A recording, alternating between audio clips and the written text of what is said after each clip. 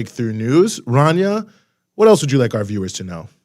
Well, I would like our viewers to know that they can help support the show, this show in particular, and all of our other important content here at Breakthrough News, by becoming patrons at patreon.com/Breakthrough News, where you can get access to exclusive content, including parts of my show dispatches, as well as Eugene's monthly seminar on Africa, and cool merch that this time, Eugene, Yes. I can go ahead and show the audience. Oh, look at that. I don't need to do anything. Look at that. Look at that. You got the mug. I would also do this. Please pay no attention to my lipstick stain. There's the BT logo. I'm just going to cover that. Thank you. Thank you. But yeah, I finally got myself a breakthrough mug, and you can too by becoming a patron at patreon.com/Breakthrough News. And of course, you can also donate below on YouTube if you want to do a one-time donation. And make sure you have liked the stream. It's very, very important that you like the stream because that helps us in the algorithm, because YouTube doesn't prioritize independent media. Shocking, I know. But the more people who like it, the more it will get pushed through into people's feeds. No, I think that's a extraordinary point. So make sure you like it. We don't want Ronnie to have to admonish you throughout the show, of course. And we've got a great show for you here today. We'll be talking about Guatemala. We'll be talking about the death penalty. I have to say, one of the most unbelievable stories of someone who seems almost certainly to be innocent, but they're still trying to execute him anyway. We'll be talking to a socialist city council candidate out in Los Angeles with some ties to some major news you may remember. We'll be talking about the standing ovation given to a Nazi in the Canadian Parliament. That's a pretty amazing thing to be saying. Crazy. We'll also be talking about ongoing efforts to push for peace in the conflict in Ukraine. We're also going to be talking about efforts here to remove Cuba from the state sponsors of terrorism list. Sort of unbelievable they're there, but nonetheless. And then, of course, we will also be talking about ongoing events in Niger, where, of course, the French have been booted out, and what could be happening next after that. So we've got quite a bit for you here on the show. Great opportunity to alert anyone you know that we are here, and we are going to be talking about all these great topics. We want everyone who is following you to be following us. So send a text, make a phone call, yell out the window, sound an air horn or an alarm. For our regular viewers, I hope they have already established an alert system for all of those who are around them to know that we are here on the freedom side, whatever that may be. Just make sure whatever it is that it's safe. We want to only freedom side alarm. With freedom side, that'll be the next piece of merch that we come up with, a freedom side alarm. So when the show's on, you can alert your neighbors without having to scream out the window, as Eugene just told you to and do. don't pull the fire alarm. Just get definitely don't use a pull phone alarm, but not the fire alarm. Oh dear, oh dear. I once, when I was in third grade, pulled the fire alarm. It's a story for another time, but all I can tell you is this. Didn't. Do not pull the fire alarm. It's not a good thing to do. No matter how fun it seems, kids, it's not good. Shout out to Alicia Chafin for the first donation of the night. All right, getting us started well. Really, really appreciate you. Really appreciate everyone, of course, but certainly those who donate. So why don't we just get right into it here today, Rania? First, we want to turn to Guatemala, which we talked about, a few weeks ago, and you may remember. Well, the election situation there is becoming very, very fraught. A lot of challenges that are happening there. Big protests that have been happening in Guatemala of people trying to defend their election victory. So we want to just get into all of this. Very, very happy to be joined again here on the show by Mr. Marco Castillo, the co-director of Global Exchange. Marco, thank you so much for being back with us. Oh, you might be muted. Oh, no. No, we can't no, hear not you. yet. We'll give this a quick second here. Yeah, we'll make this work. You're always going to have a few technological gremlins. A few technical issues. Yeah, I like Mr. Roald Dahl's famous short story there about gremlins in the RAF. It's a great story. It's an interesting story about Roald Dahl, who was not really a great person, but great writer. Sometimes that's how things go. But yeah, what's that? Bad person? Seriously? Well, he was a spy for the United Kingdom and the U.S. During World War II with the goal of trying to prevent more progressive politicians gaining bad person. influence. That's pretty bad. Bad person. He also had some pretty execrable views on important issues. But I think we do have Marco Castillo, co-director of Global Exchange, back with us. Can you hear me now? Yes. Perfect. Oh, perfect. I don't know what happened, but nice to see you too. Yes, no, nice to see you as well. You never know, 2023, but somehow this technology always still gets the better of us at times. But yeah, who knows? Well, thank you so much for joining us. And obviously, the last time we spoke, we were talking about the victory of Bernardo Arevalo in Guatemala to be the new president. He's now suspended his transition process. Many people are protesting in the streets of Guatemala, for democracy and for their presidential choice to ascend to office. Talk to us about what's happening and why would someone who won the election suspend their transitional process? Yes, well, the political dispute in Guatemala continues. And right now, after the elections, the principal stage where the old regime is fighting against President-elect Arevalo is the law. The institutions that are still today under the influence of the old regime and their cronies, also known as the Corrupt Pact, are implementing lawsuits and threatening against many members of the Semilla movement, including President Arevalo, but not only, and also against the electoral authorities. Incredible. For example, a few days ago, a judge started a case against the members of the Electoral Tribunal, which is the highest electoral authority. But not only that, they're also trying to sue and going after the workers of the companies in charge of digitizing the results. This means that these are individuals hired as a third party, not to count the votes, but just to digitizing the results after they are public. So this is incredible. All of these actions are aimed at demoralizing, delegitimizing, and creating adverse conditions for Semilla so that they take office with its power weakened. Well, that's the idea. But the truth is that, on the other hand, a few weeks ago, when President-elect Arevalo called the Guatemalans to mobilize in support of democracy, thousands of people, including the largest indigenous and farmer organizations, responded to the call, and they brought a lot of strength and empowerment to the movement of people in support of Arevalo's victory, irreversible victory. Let's say that. So it seems that the transition will be happening, and that Arevalo will take office. Right now, since yesterday, he and his team have been negotiating the budget for next year with the Congress and with the executive branch. And now it's up to the Supreme Court to resolve the dozens of lawsuits that they have in their hands. But one thing is for sure, all the mobilizations have proven that beyond the legal battle, the people of Guatemala have won the political battle. The people are standing in full support of Bernardo Arevalo. That's what we see these days. So I'm curious, what is it that is about him that is so threatening to these elites who oppose him? I mean, I know he's being framed in a lot of English-speaking media, at least, as like this anti-corruption crusader. Is it as basic as just that he's going against corruption, or are there specific progressive policies that these people are opposed to that they're afraid he'll implement? Yeah, I would say that this has very little to do with politics and more with money.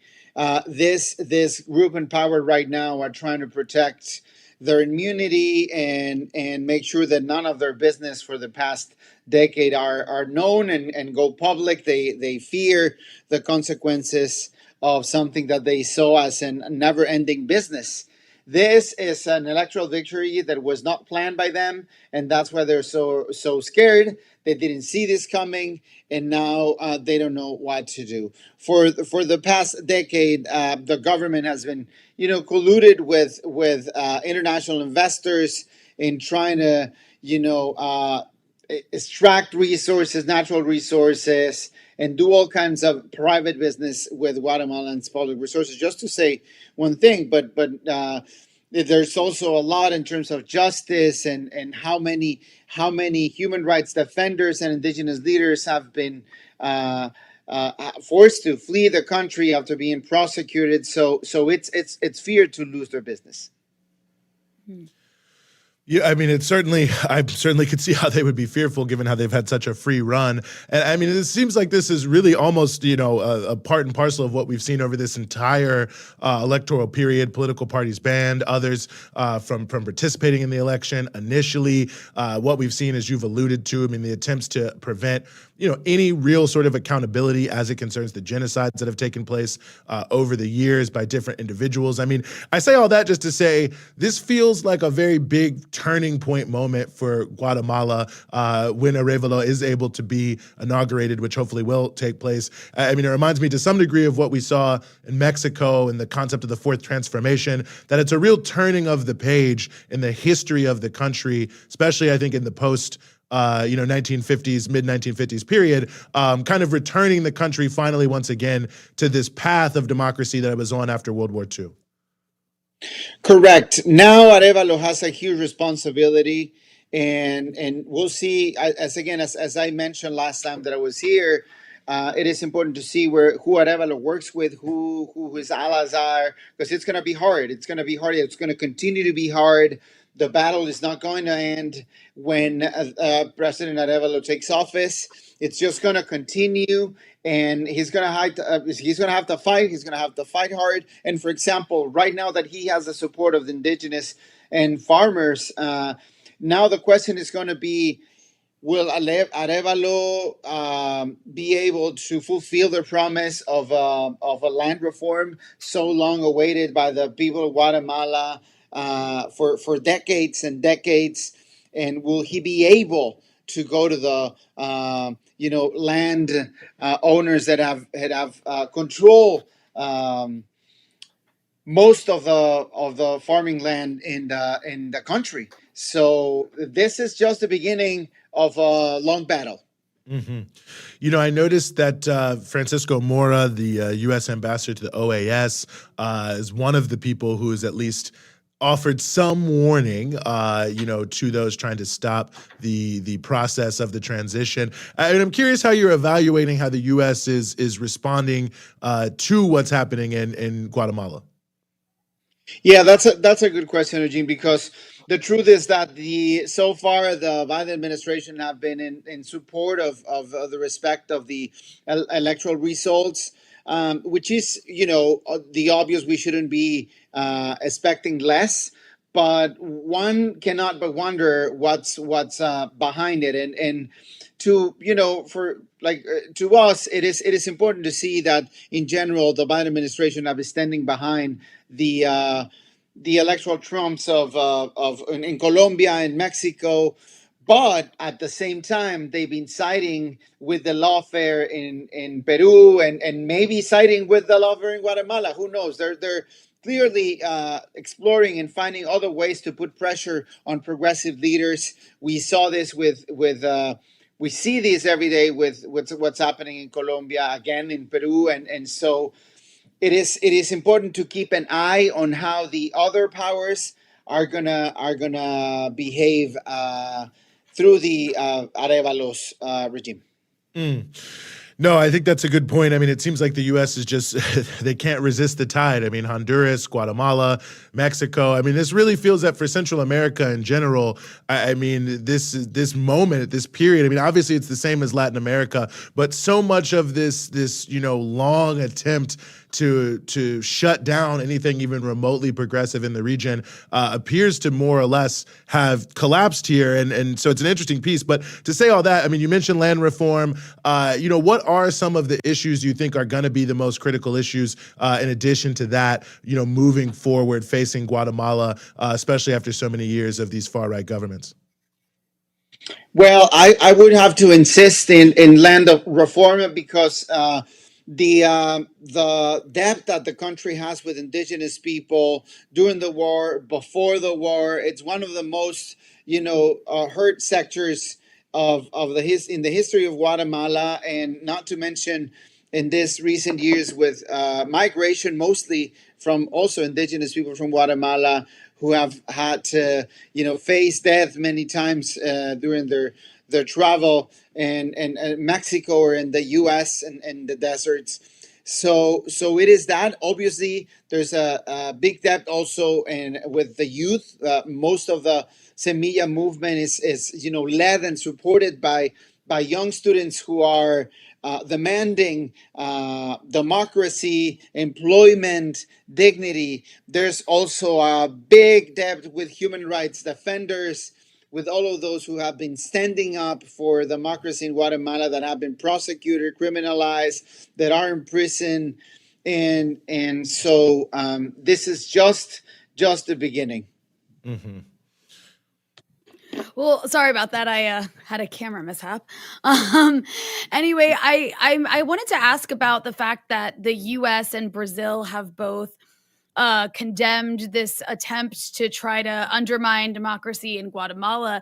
I'm curious if the shifts across the region, do you think, have played a role? I mean, the political shifts across the region have played a role in being an obstacle to what otherwise might have been a successful attempt to overturn an election. Yeah, of course, that is clear. There is so I think that this is the Monroe Doctrine, as we knew it, its death.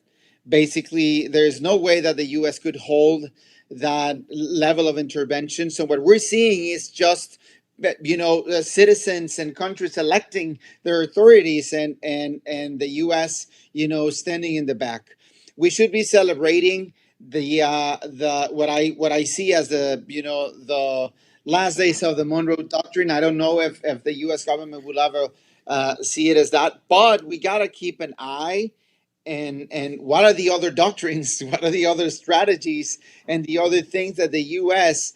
are doing to try to undermine, control these new elected leaders? And again, we see all these lawfare and all this legal battles in countries like Peru or in Petro in Colombia, that every day he wakes up to a new lawsuit, and the same with President AMLO. So we got to keep an eye and not just go with the idea that now countries can elect freely, but we gotta make sure, because the judicial power this past few years have become the principal enemy of democracy, in the first way in which they are trying to undermine the projects of progressive governments across the region. Mm-hmm. Mm-hmm. No, it's going to be very interesting to watch, and a very, very interesting time, I think, for our hemisphere and certainly for the world. Well, as always, Marco Castillo, co-director of Global Exchange, thank you so much for giving us some of your time here on the Freedom Side. Thank you very much. A pleasure. Mm-hmm.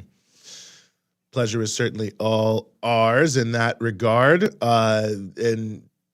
Well, we're just moving things around here just a little bit, as it were. But, Surprise! Well, surprises. I'm a shapeshifter. How cool would it be to have that power? I would totally shapeshift into a very powerful person and then change everything. I would be like, hi, I'm Biden. Capitalism is over. And all the wars are done. Someone did do a deep fake of Macron resigning that went semi-viral before it got proven that it was a deep fake. So a lot of challenges in the deep fake AI world. Jesus Christ. But yes, you're not a shapeshifter, hopefully. If so. Why would you say such a horrible thing? I would never tell you you're not a shapeshifter. Okay, well, listen, that's the difference between you and I guess. But I don't even know what to say about that. Sorry, I got really thrown off in my camera mishap. I'm like, I got to get back into the groove of Freedom Side now. I had to Thank you. I appreciate that. Okay, I'm back. All right, well, Rania's back. Freedom Side version of me is back. Good to bring you in there. Good to have Marco on again. Very interesting situation there in Guatemala and, of course, the U.S. I mean, I think some of it for the U.S., too, to be honest with you, is immigration-related issues. As I think, Honduras, Guatemala, they desperately need, the Democrats for people to not, be coming to the border to improve their lives. The only way to do that is to have better governments in their own countries. But those governments usually are not trying to push the same policies as the U.S. But nonetheless, it shows that, struggling can make a difference, and a lot to be said. Of course, big election in Mexico next year and many other things. But let's turn the page here. Now we want to turn the page to the death penalty in the state of Alabama. Just I really have to say an unbelievable story, and I've followed a lot of death penalty stories, I have to say. This is Taris Johnson, who's been on Alabama's death row for 25 years. And basically everyone, including many of the people who helped convict him, believe he should be innocent, or believe he is innocent, and believe that he should at least get another trial. And we are very happy to be joined as we continue the show by Robin Marr, who's the executive director of the Death Penalty Information Center. Ms. Marr, thank you so much for being with us. It's a pleasure to be here. Thank you. Well, it's a pleasure to have you, and it's hard to even know where to start in the case of Taris Johnson because there's so many different elements to it. But I mean, the thing maybe I think that is maybe the most striking to a lot of people when they read it is there was no physical or, forensic evidence to prove that he committed the murder that he was charged and convicted of. So I think a lot of people, especially a lot of us raised in the CSI era, would wonder, how is it possible there could be no physical evidence, no DNA or anything like that you see on TV, and this person was still convicted and has languished on death row for 25 years? Yeah, you're right. It really is an astonishing story. And when you dig into the evidence, it gets even more surprising. I mean, one thing that has been real attention getting is the people that are supporting a new trial for Mr. Johnson. The trial prosecutor who prosecuted him initially and the district attorney, the local district attorney, they have, with a number of other judges and prominent figures in Alabama, are all urging a new trial for Mr. Johnson. The reason he was convicted was based on the witness testimony. One was a 15-year-old girl whose story changed numerous times. There's every reason to believe that she did not see what she said she saw. And more importantly, a witness now was paid $5,000, the defense discovered, as a reward for testifying that she overheard someone identify himself on the phone as Taris Johnson and say that he had committed the murder. That's where this term ear witness has come from. And by the way, there's been a terrific podcast that has been made. It's called Ear Witness. A terrific journalist in Alabama named Beth Shelbourne has really dug into this case, and it's a really fascinating listen as she takes apart this case bit by bit. And I don't think anybody who hears this evidence can reach any other conclusion but that this is someone who should not be on death row. I mean, what's amazing is that so many people, including, it's not common when you have like a district attorney calling for a new trial, right? Like that's pretty significant and kind of unprecedented when it comes to these sort of death penalty cases where there's some sort of like active call to retry somebody because of the kind of lack of evidence that you're talking about. So why is it that there's like that all these people are calling for a new trial, the original prosecutor as well, and despite all that, the state is still seeking to execute this guy? How's that even possible? Mm-hmm. Well, I mean, it's really the officials that have stepped forward to support Mr. Johnson really are to be commended because this is, there was a mistake made here. The defense has alleged that the important information about the payment that this witness received was not turned over. That is called a Brady offense, and the state has every reason in the world to want to hide that. But it has agreed that the mistake was made, that this was not turned over, and that a new trial should occur. And that's what prosecutors should do. But that's what good prosecutors do. It's not about securing convictions. It's about doing justice. And in this case, they realized and have been vocal about the fact that Mr. Johnson did not receive a fair trial, and he should get a new one. There's so many different pieces to this. There are a number of eyewitnesses who saw him somewhere else. I believe they've tried multiple people for the same crime with just different, explanations for what happened. Could you talk a little bit about that? Because I think to some degree, in a way, when you read the details of it, it's maybe not that surprising that so many more people have come out because it really is quite substantial. Well, I do not represent Mr. Johnson. He has some very fine lawyers who I think are better equipped to answer these questions. I know what most of us have read in the pleadings and in the news stories. And obviously, those of us who are interested in the death penalty are following this case very closely. Well, let me ask you this quickly as a follow-up, just very relevant to, I think, some of the work that you guys have done at the Death Penalty Information Center. When you see these cases of innocence as they happen, are there patterns and things like that that tend to appear in terms of, you know, what types of situations seem to surround people who end up being declared innocent? Sure. Well, you know, I think one of the biggest myths about our justice system is that innocent people think that their innocence will defend itself. But innocence does not defend itself. You need good lawyers, you need a fair proceeding, and you need laws that you can access, courts you can access to even bring your claims. And one other very troubling fact here about Mr. Johnson's case is that he has evidence that has not even been fully evaluated by a court. Because of procedural rules, the courts have basically said, no, we're not going to listen to this. We're not going to even look at this to decide whether it is material and therefore could have affected the outcome in your case. And this is a common problem for many people who are convicted and sentenced to death row. The law is so incredibly difficult. There are so many procedural hurdles to overcome and so many ways in which you can get boxed out of court, not because you don't have a meritorious claim, not because you've done anything wrong, but because the law operates in a way to exclude so many prisoners from accessing the courts and therefore accessing even the opportunity for justice. So let me ask you this: for this particular individual, what are his options? If the state is saying no, what happens next? I mean, are there dates planned or ideas of dates planned for an execution? Is there an opportunity to push back against that? And if so, how? Well, right now he has a petition pending at the United States Supreme Court. He's been up to the Supreme Court once before, and the court sent his case back to Alabama.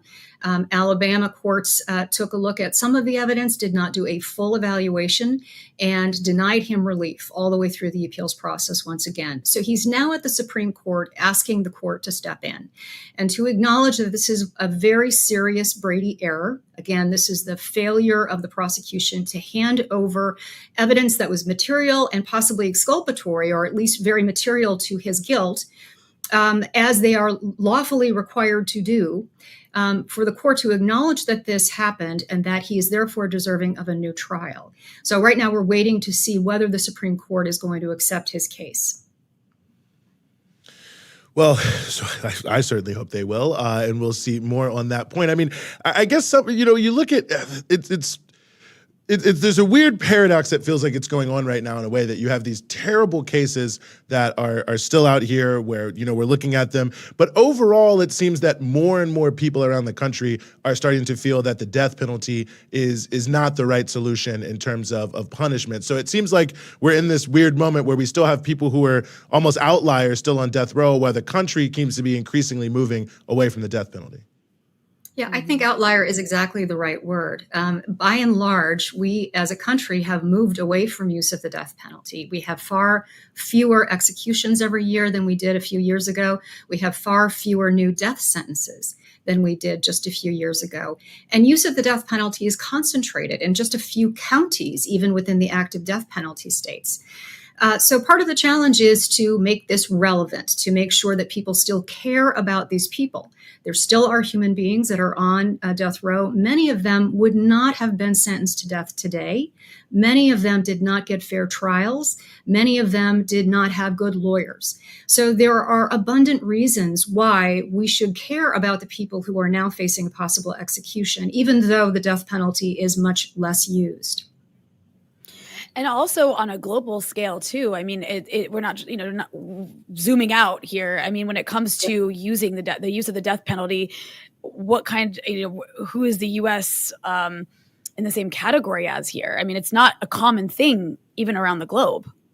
That's right. And around the globe, many of the countries have moved away from use of the death penalty as well. We've seen a consistent trend toward either absolute abolition or de facto abolition.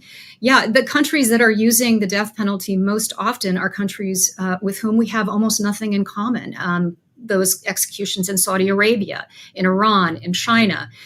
Those are countries that we have very different ideas about the world and about society, and yet we are among the top executioners in the world. So that's pretty sobering. Top executioner, top jailer. A lot to it on that way, but hopefully the more people understand what's happening to people like Taris Johnson, we can continue to turn this around. And I have to say the Death Penalty Information Center doing a lot for that. Where can people find your work? You guys are doing a lot of analysis, research, and bringing the news out as well. Yeah, sure thing. Please come visit us at our website. It's deathpenaltyinfo.org. You can see it right over my other shoulder. And also, I do commend a listen to the podcast Ear Witness. I think any of your viewers who are finding this case interesting will learn a lot more interesting things when they listen to that broadcast. Robin Marr, Executive Director of the Death Penalty Information Center, thank you so much for joining us here on the Freedom Side. Yeah, thank you so much, guys. It's crazy and archaic. Like that, like the U.S., that there's parts of the U.S. where like the death penalty. And also another thing that's important to mention, I don't know if the statistic is outdated at this point. I don't think it is. Something like 11% of people put to death are probably innocent. And it's probably more than that. Those are just cases where it's like a case like this. So you can imagine, it's like, even if you are some kind of person who like thinks that death is like a fair punishment, and the moral argument doesn't like that part of the argument doesn't speak to you about like retributive justice or whatever. At the very least, like if something is killing innocent people, even one, maybe you should get rid of it. Like it's just crazy that in 2023 there's still cases like this in such a racist country like the US too. Like, when it's just used against poor Black people, that's the vast majority of who gets put to death. It's actually like shocking, but not shocking at the same time that this is like still taking place. Yeah, no, for sure. Well, if you go to the Death Penalty Information Center website, which we had up earlier, they actually have looked at every single case where someone has been declared innocent since the death penalty was reinstated. Actually, I think since right before it was briefly banned, but going well back into the 1970s. And, basically what you see is that a huge percentage of them, prosecutorial misconduct was involved. Obviously, racism was involved. Non-unanimous jury sentences, which is something that only, I think, 2 states allow now, but where not the majority of people vote for death on the jury and it still can be imposed. Ron DeSantis, by the way, just signed a bill in Florida. You only need 8 jurors to vote for death to get a death sentence. But Alabama is a state that for many years allowed that, these non-majority juries to go down. So you see all these unbelievable, clearly not, quote unquote, just elements that are surrounding this issue. And this is certainly another one. I mean, it's amazing when you read it. I do hope people listen to the podcast, which is very interesting. I mean, there are 10 eyewitnesses that say they saw Taris Johnson in a club at the same time of the murder. 10 eyewitnesses.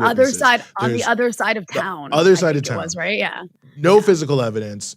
No DNA or forensic evidence. All it is the 15-year-old girl who was undoubtedly manipulated, and then someone who got paid $5,000, whose story changed multiple different times. And there's been multiple different people that have been, in fact, there was a co-defendant who was tried along with him, and this speaks to another major injustice that plays a huge role in the death penalty, how to actually pay for a lawyer. And the guy who was charged along with him could pay for a good lawyer. He could not afford it. The state of Alabama at the time Taris Johnson was charged capped at $1,000 the amount of money a public defender was paid. So it's not like a public defender office. It's just any lawyer who goes to get paid, same way in Louisiana, same way in large parts of Virginia. And they cap the amount of money. So not only do you not get paid any money, you don't have money to hire experts or do any of the other things you need to do to have a good legal defense. He had none of that done for him. And so you can see in almost every single step, every single layer of the process, he's been affected by, the deep injustices of the criminal legal system in the United States of America. And I have to say, it really is just highly, highly indicative of almost all of the problems that exist. But we'll see what the Supreme Court says on October 2nd. It's a conservative Supreme Court, yes, but what I will say is on death penalty issues, a few times it seems that some of the more conservative members have shown some interest, Gorsuch and others, Kavanaugh, in perhaps being less murderous as it concerns different aspects of their death adoration, penalty. Yeah, including with some cases in God. Alabama. So, well, perhaps their godly nature, loving God so much, has gotten in the way on some moral level. Before we go to the next topic here, I feel like it's a good opportunity because I can't get this out of my head, especially when I hear stories like this. This is a Instagram post by President Biden, or the POTUS. I'm sure he's not running it. the POTUS page. It's on Instagram. It's from yesterday. It says, America is the only nation in the world that can be defined by one word: possibilities. I'm just gonna, I mean, imagine the arrogance of that basically after we're talking about an innocent person is going to be put to death unless someone intervenes, and they might not. And it's just crazy that like that's what the president says about America, and that's what people believe. And also, what does that even mean? Like, does that mean no other nation in the world? There's a lot of countries. None of them have possibilities, only America. Like, what? Anyways, it's been sitting in my head. I can't stop thinking about it. And this story just made me remember it. Anyways. Yeah. There you have it. Also, we're noting in 2015, Anthony Ray Hinton, who did 28 years on Alabama's death row, was exonerated. So it can happen. So definitely look it up. Taris Johnson, find it, tell somebody about it, because I think if a lot of people know before next Tuesday, I think it's next Tuesday or Monday, it can make a difference. But on that note, we will move to local politics. As Tip O'Neill said, all politics is local. So we're going to the city council here of Los Angeles. People may remember, I think this was last year at this time, Kevin DeLeon, the guy who was in the city council who got caught in all these racist tapes with other officials in Los Angeles. All the rest of them resigned. He did not resign. He's actually continuing to try to run again. Maybe unfortunately for him, he's drawing quite a number of opponents, one of whom is Lalo Vargas, who is a socialist candidate for District 14 on the Los Angeles City Council. Lalo, thank you so much for joining us here on the show. Thank you, Eugene and Rania. It's really humbling to be here. Well, it's really great to have you here. You are running in a district that probably is more famous than many city council districts around the country because of what took place there with the, current and perhaps former city council member. But before we get into any of that, I mean, talk to us about what your vision is. I mean, you're running as a socialist explicitly for the city council there in Los Angeles. Talk to us about, what that means and what your vision is for the residents of District 14. Right. So my campaign is taking place in a district that has been one of the most oppressed ones in all of Los Angeles. We are the epicenter of the housing crisis, with one of the largest proportions of evictions in the city. And so the very first point of our platform is that housing is a human right, because a city as wealthy as Los Angeles, one of the wealthiest metropolitan areas in the whole world, has all of the resources to house everybody, but is not doing so. And it's not because of a lack of resources, but because of a lack of leadership from the working class themselves, who could harness the enormous capacity of the city to actually get people housed. We also need to put an end to racist police terror. We know that some of the most oppressed communities are also some of the heaviest ones experiencing policing. And we also need to expand worker protections and workers' rights, raise the minimum wage. We also need a special focus on environmental justice. In our district, we've suffered contamination from corporations. We have trash and other kinds of waste that contaminates the air and the soil.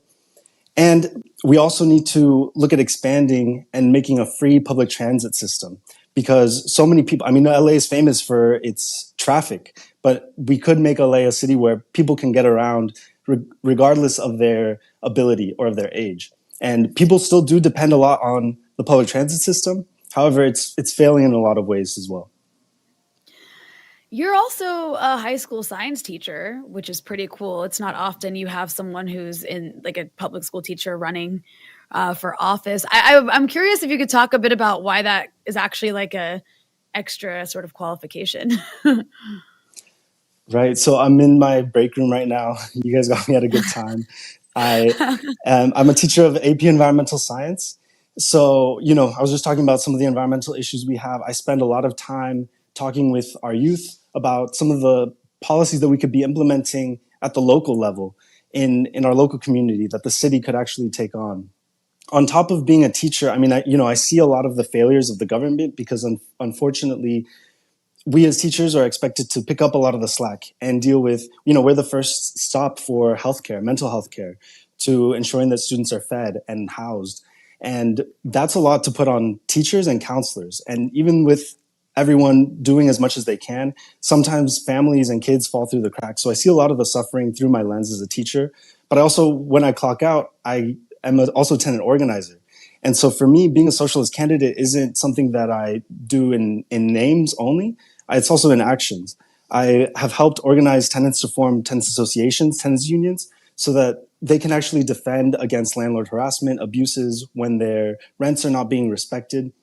This is all important so that people feel that they have a place to go to, a mechanism through which they can actually get some of the demands that they need and make those a reality. Because without that component, a socialist candidate like me doesn't really have a chance against the political establishment. You know, I have to say I was pretty surprised to see that Kevin DeLeon was going to run for re-election after, you know, his just unbelievable involvement in this racist statements. I mean, talk about how important it is for you to be running in the race with this having just happened, this major event which roiled the city of Los Angeles, and where these unfortunate comments, I think, you know, maybe created some distrust on both sides between Central American communities, Black communities, and others. How important is it for you to address some of this as you run in this campaign? I think this is the question that has been on a lot of people's minds is Kevin DeLeon going to retain his seat? And if not, then the question is who will replace him? I think that we're ready to go beyond just a referendum that's anti-De Leon. This campaign is proposing to people that there's an alternative to the Democratic Party, to all of these politicians that have failed us time and again. When we look at the biggest issue, as I said, on everyone's mind is housing. And many of the Democratic candidates, including De Leon himself, but including Carrillo and Miguel Santiago, they're being funded by some of the same interests as as Kevin De Leon. They're accepting money from real estate law firms that defend landlords, property owners, property managers. So what we're saying is any of these politicians cannot possibly bring solutions for the housing crisis in Los Angeles because they're actually benefiting from the exploitation and from people being pushed out of their homes and from the displacement. So we cannot trust them any longer. So the alternative is a working class candidate, a socialist candidate.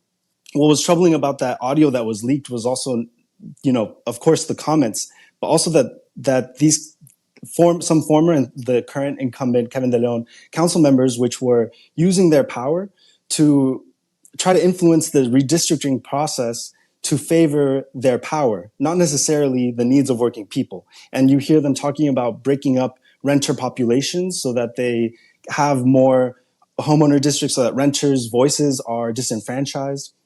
All of this points to a larger strategic goal, I think, of them holding on to power that represents the interests of the wealthy.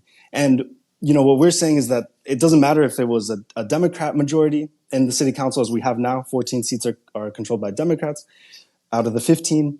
And it doesn't matter if those were all Republican seats. We would be having the same exact issues because those seats are controlled by people who represent the interests of the wealthy. On the other hand, I'm not taking money from any of the big corporations, CEOs. My campaign is fully funded by the working class, small dollar donations. And that's actually how we're able to get even so much more done than some of these other candidates that have all these resources at their disposal. We're already canvassing significant portions of the district on very small resources. And that is owed to the fact that we have a dedication not to money or to power, but to the working class of the city. I have a question that always gets asked, and I know it's a bit of an obnoxious question, but you, of course, are not a Democrat or a Republican. You are running outside of that two-party framework. And a lot of people get very upset about this, or I'll get a little curious about the idea of third parties. Of course, you're running in a very blue area where it's pretty much Democrat dominated, I think. You can tell me if I'm wrong with that, unless something's changed in LA. But can you talk a little bit about the I guess, significance of you running on a third party ticket as opposed to running under a Democrat or Republican banner? Yeah, I'm the only socialist running for District 14. All of the other candidates are either from the Democratic Party or they're not identifying as a socialist. And again, I think that's very important. This is a district that has historically supported Bernie Sanders during presidential elections. This is a side of Los Angeles that has, not this district specifically, but some of the neighboring neighborhoods have elected somebody who describes themselves as an abolitionist to the city council.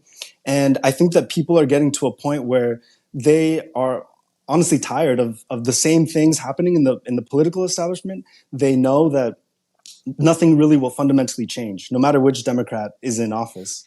And people are also disengaged from the electoral process because they don't see the point of voting, of having to choose between two people that don't represent their interests. So I think us proposing my campaign, my candidacy as a real alternative, somebody from the working class that will have nothing to lose really from putting the needs of working class families first, I think that can re-engage a lot of people and get them back into, taking interest into who their actual representative is. And that can actually bring out a lot of people to vote as well.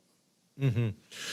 You already mentioned it to some degree here, and I want to just touch on it again in terms of important issues. Housing is certainly big, and I think very much tied to that is this issue of public safety that's been put forward. I know that the mayor recently, raised the salaries for the LAPD and is saying that she wants to bring in more police officers. I think this is on a lot of people's minds in big cities around the country. How do you suggest that issue be addressed, if you even think it's an issue at all, to the extent it's become such a flashpoint in so many elections in California and elsewhere? Right. So you're absolutely right. The city council approved a raise to the police budget and their contracts, meaning that they're going to receive an increase of almost $1 billion over the next 4 years. Meanwhile, our departments in the rest of the city, such as housing and building and safety, they are not receiving increases to a similar degree. And so what we're looking at is that there are alternatives to policing that would actually keep us safe. I mentioned earlier that some of the poorest communities are the most heavily policed ones. And there are also some of the places where people don't feel safe, where people feel actually afraid of the police themselves.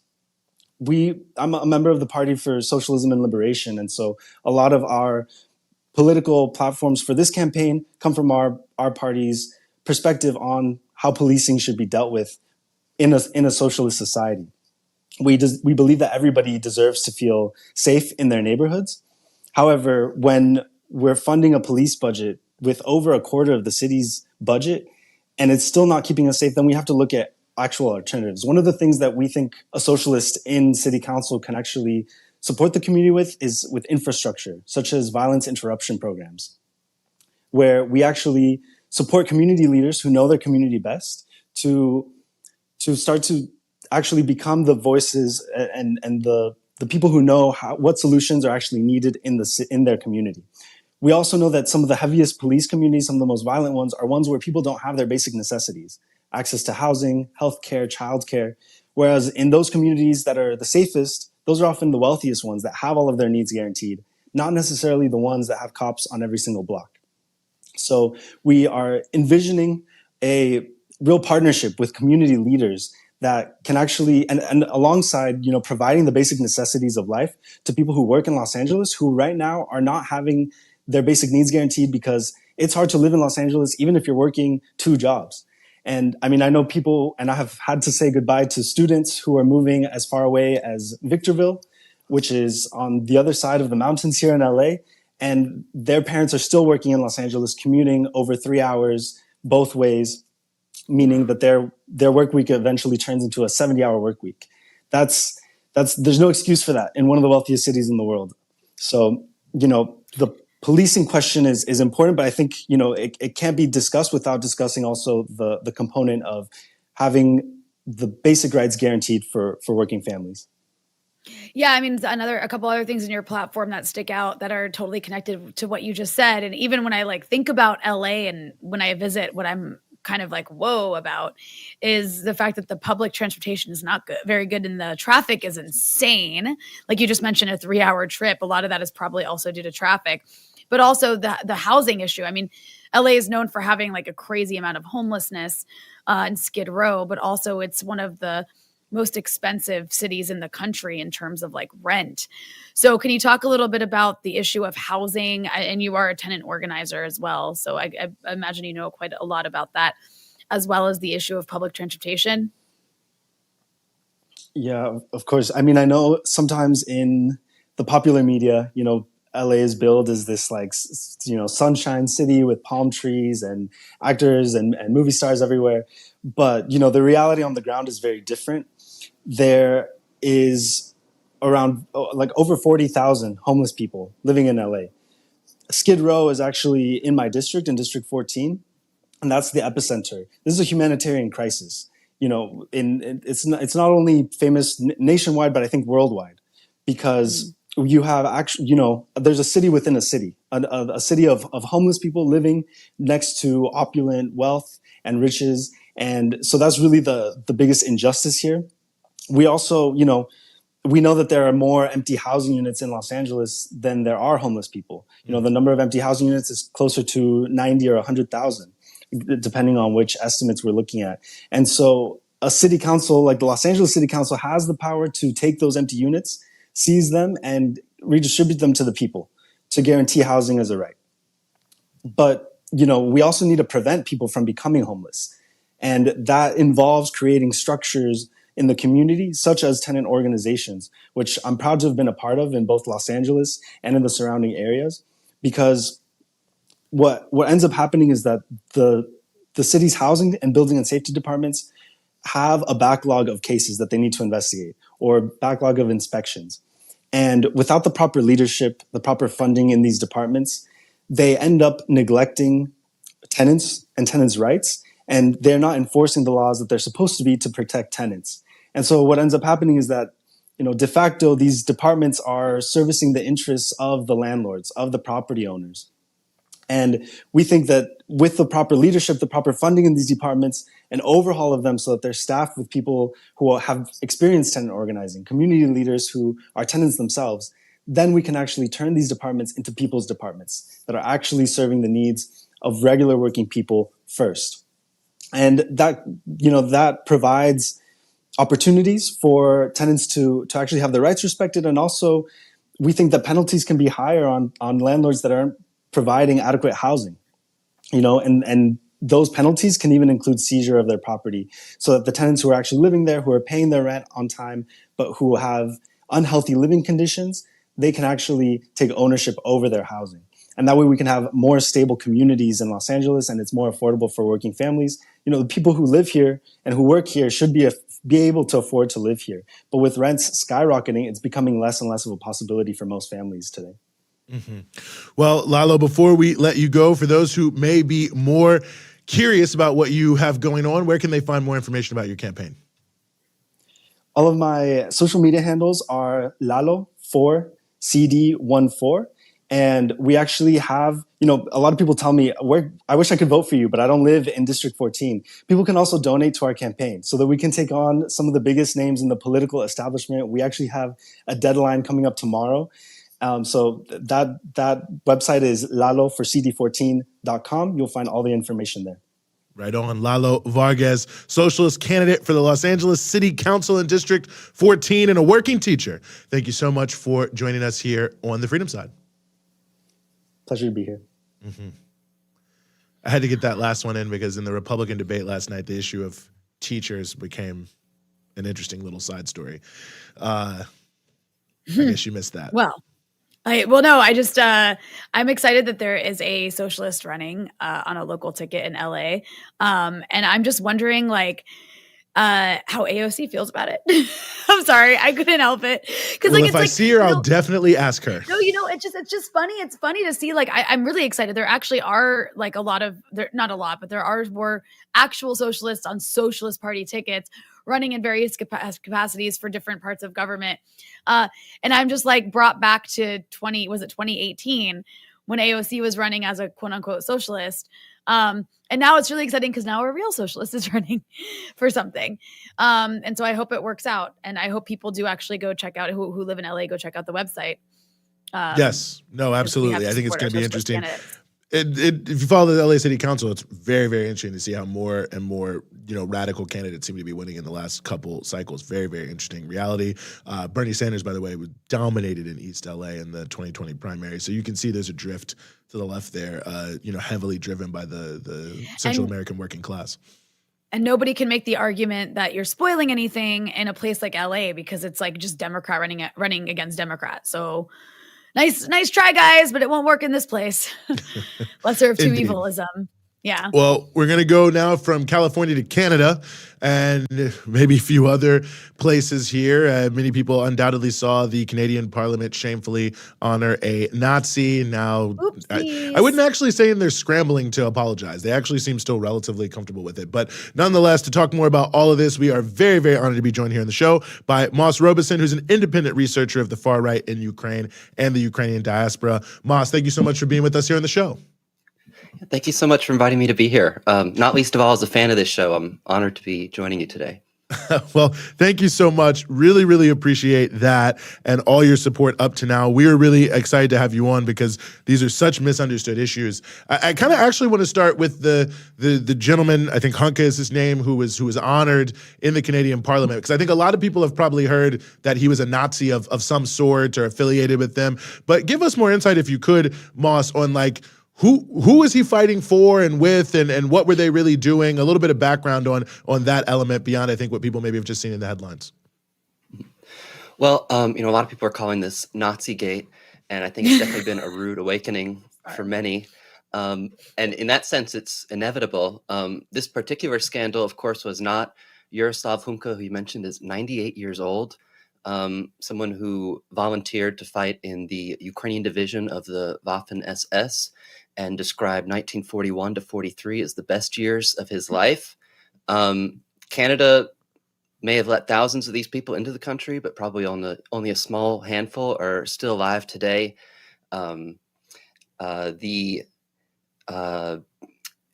Ukrainian Canadian Congress has a relationship with him. He's officially a friend of UCC based on how much money he's donated to them. And their silence in all this, I think, speaks volumes, because normally they're among the first to defend these people. But yeah, I mean, this is, I think, in my opinion, this all just kind of scratches the surface, but this has kind of flown under the radar for years. And the SS, I mean, this was a military, these people were soldiers in the armed wing of the SS. So it's not quite the same as the SS that most people think of, that were overseeing the Holocaust. But, I think when members of parliament and everyone else who was there that day and stood in standing ovation, he was introduced as someone who fought against the Russians for Ukrainian independence during World War II. They may not have realized that he was a veteran of this Nazi military unit, but certainly that should have set off some alarm bells. Well, since you said it's just barely scratching the surface here, let's talk a bit about why it is that someone like this was in Canada in the first place, because he's not the only one. There is a Ukrainian diaspora in Canada. Obviously, not every single one of them is affiliated with Nazis, but like you mentioned, a couple thousand of these people in particular, like how did they end up in Canada? And when we talk about the Ukrainian diaspora and Canada, they do seem to be playing a role in at least helping to support or lobby for further Canadian support for, the sort of like most extreme position on pushing for sending more weapons to Ukraine in this ongoing war. Well, I think it was basically an open door policy, or a policy of don't ask, don't tell. And these were just some of the many Ukrainian immigrants after World War II who came over and were very far right, and many of them were Nazi collaborators. And they were not just members of this division, but also the Organization of Ukrainian Nationalists, or in their armed wing, the Ukrainian Insurgent Army. And I mean, basically, I think it is worth clarifying that in the Ukrainian diaspora, which during the Cold War really was politically taken over by these people, far right nationalists, the celebration and the glorification of veterans of the Waffen-SS is much more mainstream and normalized than it is in Ukraine. In Ukraine, this is largely, something that's done by the actual neo-Nazis and far right in Ukraine. I mean, when it comes to people like Bandera, I think there's more parity, but still Ukraine is far behind, or is behind the diaspora in that regard. They were taken over by these people a long time ago, whereas Ukraine, there's been a process that really started to accelerate after the Maidan 2014.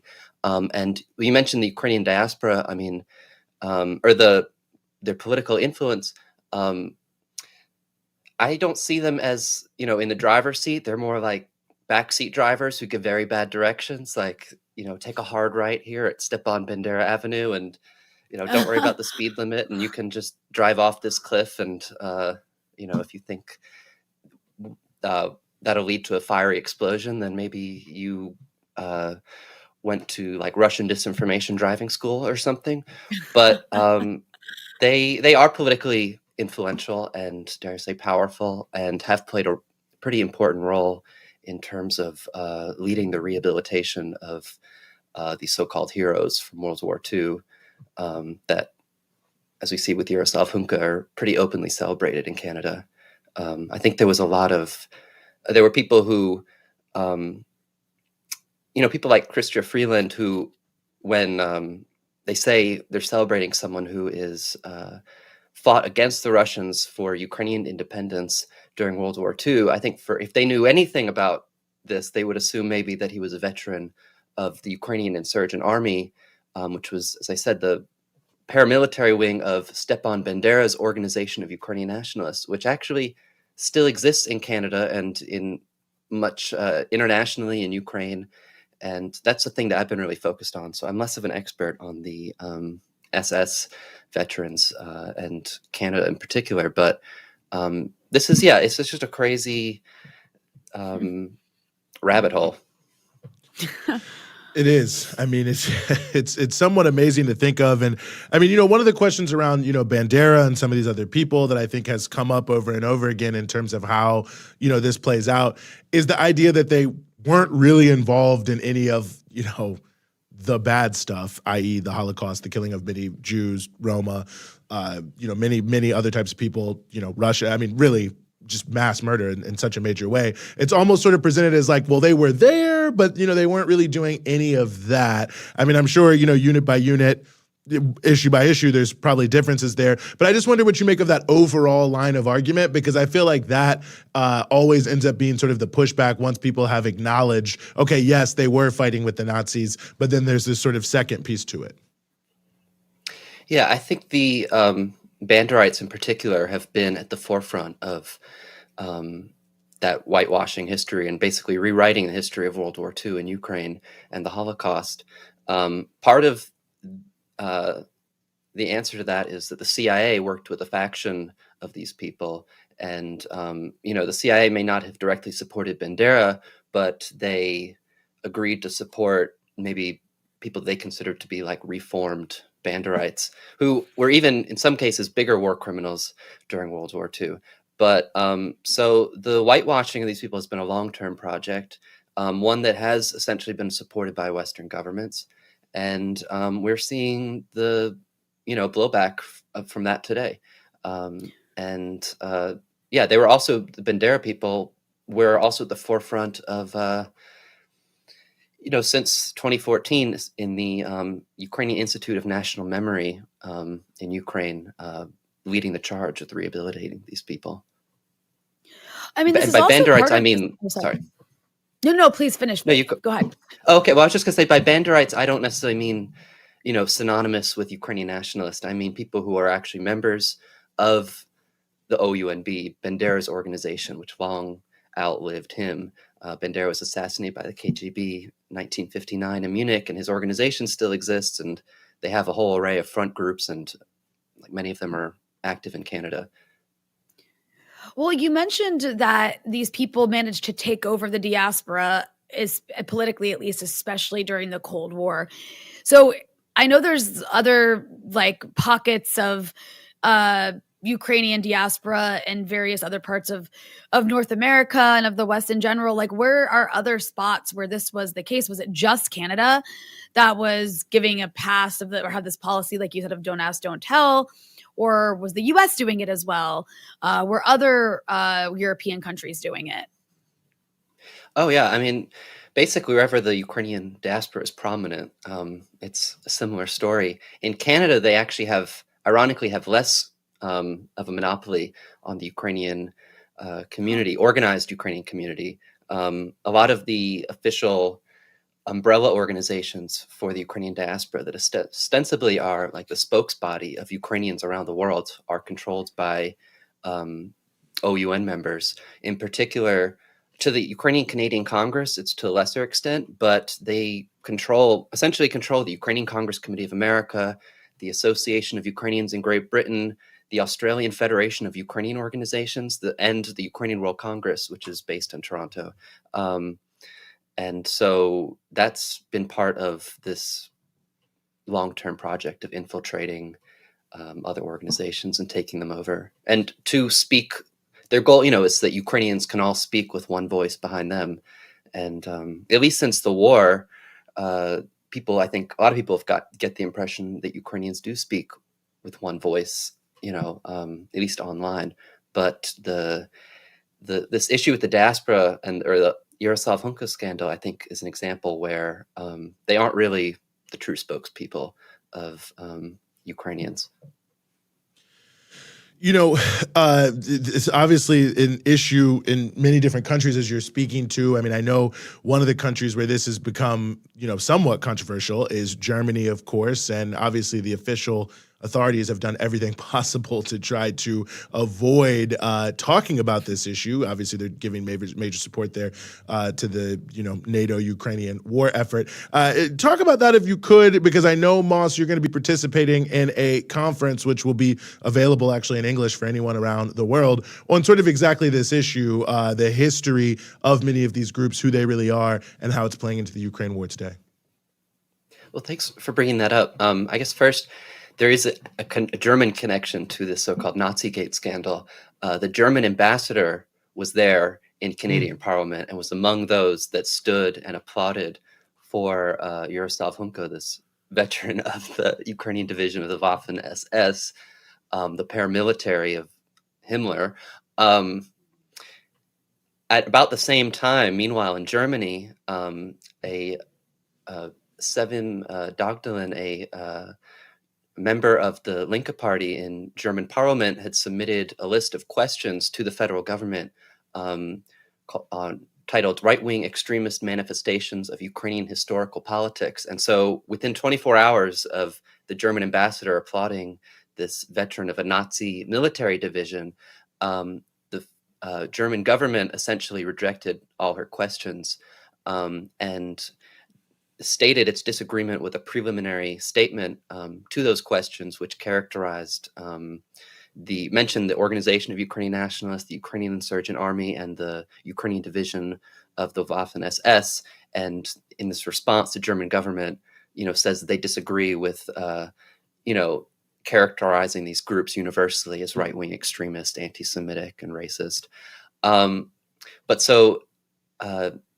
actually, I'm proud of the fact that some of those questions do cite some research I did for Junge Welt, this daily Marxist newspaper in Germany, which is along with Melody and Rhythm, which is an art and culture magazine, sponsoring this conference in Berlin, which will be October 29th on the Bandera complex, as we're calling it, to shine a light on, in particular, this Banderite network around the world, which, I think if it turned out that this Yaroslav Hunka was not a veteran of the Ukrainian division of the Waffen-SS, but a veteran of the Banderite Ukrainian Insurgent Army, which is actually even worse if the problem is not glorifying, swearing an oath of loyalty to Hitler, but, in terms of, having a mass program of mass murdering people and in assistance to the Holocaust, glorification of the UPA is actually is worse. But if that was the case, there probably would not be a scandal. I mean, there were people who make noise online. The Russian government would say something, but Canadian media would probably ignore it or at least report it as, Russian disinformation. And so, because again, these Banderites are really the ones who've been able to be at the forefront of rewriting history, and that's been to the benefit of people like Yaroslav Hunka and today the Azov movement in Ukraine, actual neo-Nazis. Mm-hmm. Well, Moss, before we let you go, where can folks find more of your work? You can check me out on Twitter, and there's my link tree there, which you can find everything else. But definitely do stay tuned for more information on this conference in Berlin. I'm very hopeful that we can make a dent in all these information warrior narratives. Yes, it's a battle of ideas for sure. Moss Robeson, independent researcher of the far right in Ukraine and the Ukrainian diaspora. Thank you so much for joining us here on the Freedom Side. Thank you so much. Wow, the Canadian Parliament gave a standing ovation to a Nazi. I mean, it's still stunning. The imagery of it is just like, wow. Yeah. Wow. I looked at that video. I didn't see a single person not stand up and clap. No, all you have to do is say something Zelenskyy anti-Russia. Raised a fist. I mean, if there was ever any moment where I think you would have to start questioning whether or not everything you're being told about Ukraine is above board, it would seem like this would be the moment. That the war hysteria around Ukraine has gone so far that somehow a Nazi, a guy who volunteered for the SS, who said that was the best time of his life, was giving a standing ovation from every member of the Canadian Parliament. I mean, like, and they just, it seemed normal. I mean, you think about how crazy it is, and then we'll go to the next guest at this. I mean, they said he fought against the Russians in World War II. Well, the Canadians fought with the Russians in World War II. So to give him a standing ovation is basically to say that all other Canadian World War II veterans fought on the wrong side. I mean, it's an amazing statement. I mean, that's where we are at this. And so whatever people think about this, well, I'm sure everyone thinks this is terrible, but if for whatever reason you're a major supporter of the Ukraine war, I think you should ask if something like this could happen, if perhaps some of the things you've been told are perhaps not true, and maybe there's a whole other story to this that needs to be considered in terms of how, the ultimate resolution of this thing takes place. Oh, totally. And I mean, it also does a huge disservice to Ukrainians who didn't fight with Nazis, but in fact fought against them, because that happened 5 million too. of them, actually. Yeah, exactly. And like, it's just all of this is all part of a rewriting of history that has to do with obviously the Cold War itself, but also anti-Russia hysteria today, and just anti-communism in general. And we know the US and the EU fund that sort of anti-communism. I mean, there's a broader pattern here of maintaining this idea or spreading this idea across Europe that the Soviet Union was as bad as the Nazis, or having this like false equivalence that actually does leave people confused and forgetting their own history. And it's very sad and also dangerous. It is indeed. It is indeed. Well, we're going to stick on this topic and move to the issue of peace and whether or not it's possible, and those who are working to make it more possible. And we are very honored to be joined here on the show once again by Medea Benjamin, who is a co-founder of Code Pink. Medea, as always, thanks so much for being back with us. Hey, nice to be on with you. Well, it's great to have you on here, and I know that you and me are participating in an event next week in Washington, D.C. around this issue of peace in Ukraine. And, where I wanted to start with here, Medea, is I personally felt the most maybe undercovered issue of the entire UN General Assembly. President Cyril Ramaphosa of South Africa, who is helping to lead the African Peace Initiative, said that when he met with President Zelenskyy, he told him that some of the things that they had outlined or asked, South Africa and others to work on, reuniting families, releasing prisoners, that these things were actually taking place, and he was thanking Ramaphosa for his efforts on these points. And I wanted to start there because I thought it was so amazing that there's this chorus that there's no way possible that there could be peace. But yet and still, here we are in the UN General Assembly, and the president of South Africa is saying even their very limited efforts with no support from the major powers have actually borne some fruit. So it does seem that peace is possible. It's just the issue of political will that's really getting in our way here. That's right. My co-writer and I, Sandy Davies, just put out a piece looking at the speeches that were given at that General Assembly and highlighting some of them that focused on the need to get rid of war, and particularly the Ukraine war.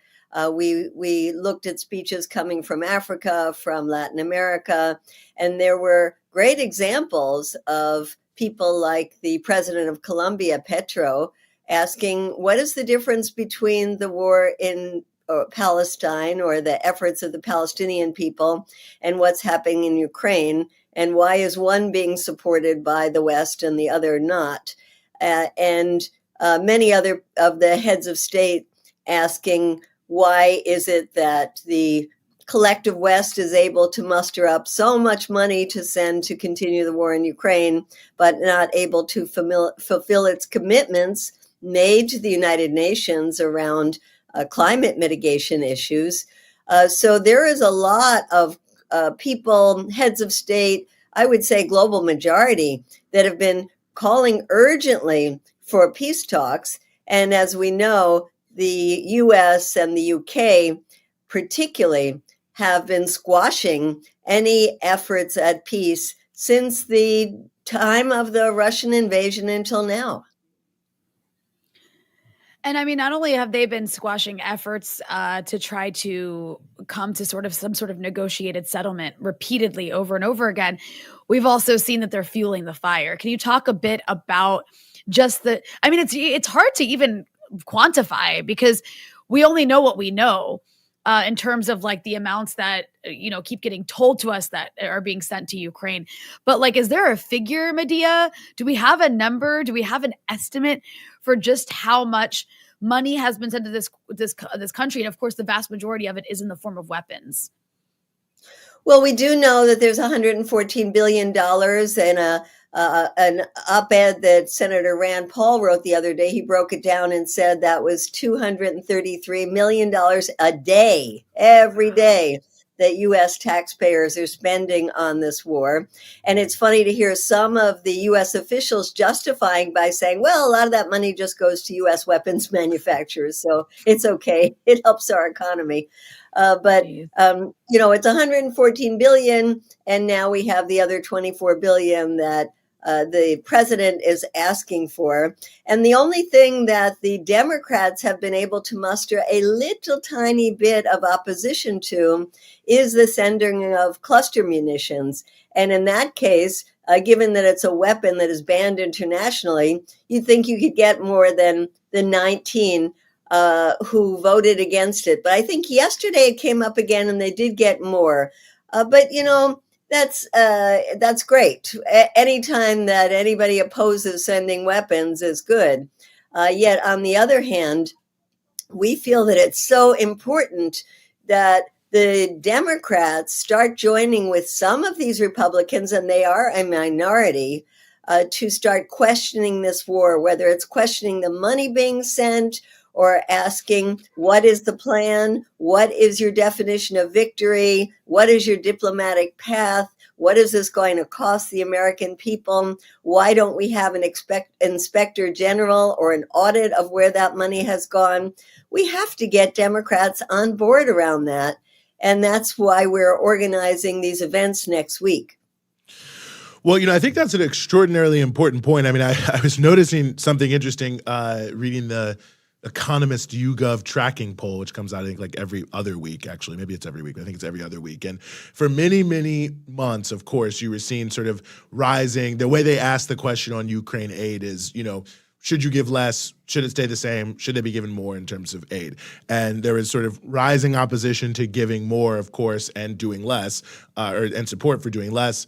On the Republican side, people who are self-described Republicans, the sort of opposite on Democrats. But the thing that jumped off the page at me when I looked at it last week is for at least the first time I had seen a majority of self-declared Biden voters, and liberals, the majority had flipped from, doing enough or should do more from doing enough or should do less. And I thought that was remarkable because there's no Democratic Party politicians. And interestingly enough, the entire sort of liberal media, it seems by and large, and I don't mean that in the Republican sense, but self-declared liberal media is in fact, on the side of the war. And yet and still people are starting to question what is going on. So I say all that as a preface, an editorial preface, I guess, to talk about why it is important to organize and to participate and to have events that are talking about this, with progressive people in that context. Well, that's right. And I think that CNN poll that showed 55% of the American people not wanting to send any more weapons, not wanting to send any more money to Ukraine, was quite remarkable. Nancy Pelosi was speaking at an event today that the Atlantic magazine put on, and she was just going on and on about Putin being such a tyrant and a dictator, and disappearing Ukrainian children, and having his soldiers rape women in front of their families, and on about how we must win this war, and then we must go on to beat China. This is what they're hearing from the Democratic leadership. It is insanity. And so that's why it's important to counter their narrative, and also to counter this idea that the only opposition is coming from the right. So we're having these events. You and I, Eugene, are co-chairing an event on October 3rd that's going to be both in person and live streamed. And I hope we can add some links somehow here. But you can find it on the peaceinukraine.org website or the codepink.org website under events. And it's going to be with Cornel West, you and me, Lee Camp, Claudia de la Cruz.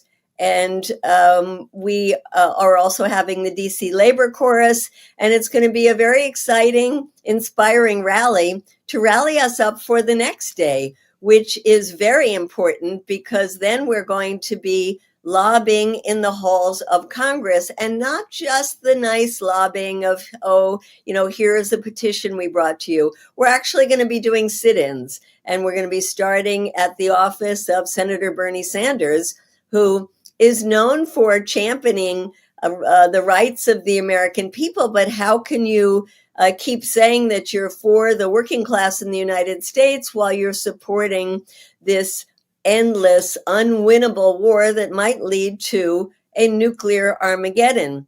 And he had a great speech that he gave on the Senate floor right before the Russian invasion, talking about the urgency of negotiations. So why has he shifted now and voted for every war tranche of money that the administration has asked for, and says that it's impossible to talk to Putin?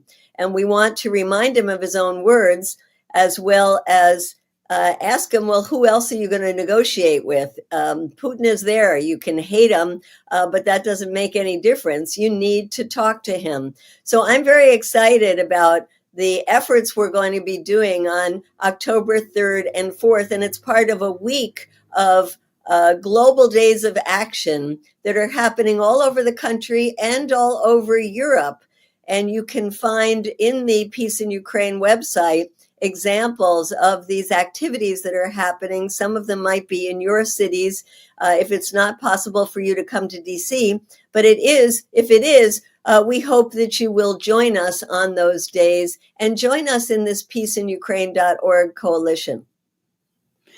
You know, Medea, you've been organizing against war for a very long time. And Code Pink has been, as far as I can remember, back during Iraq war times. And this is, the Ukraine war is the newest of many, many wars that you've been involved in organizing against. So I guess my question is, what's unique about this situation in terms of being able to get people in positions of power to be against it? I mean, from what it sounds like, it doesn't sound like there's really anybody in a position of power who's at least has the political will or feels comfortable coming out strongly against more funding for this war. And I'm reminded of what happened last year when there was a bunch of progressives in the House who wrote that letter. And then they backtracked because of the just tsunami of sort of lobbying and hate they got for just the idea of finding a diplomatic solution to this situation. Well, yes, you're referring to the 30 Democrats, and I was so disappointed that it was only 30 who signed that letter. But immediately they were set upon by their own party, and I think to a large extent it was Nancy Pelosi herself, and withdrew that and have been silent ever since. In fact, worse than silent, because they have been agreeing with the Biden administration. And what makes this war different is, well, when you have a Democrat in the White House, it's much harder to get Democrats to join the opposition to war. We saw that under the Obama administration as well.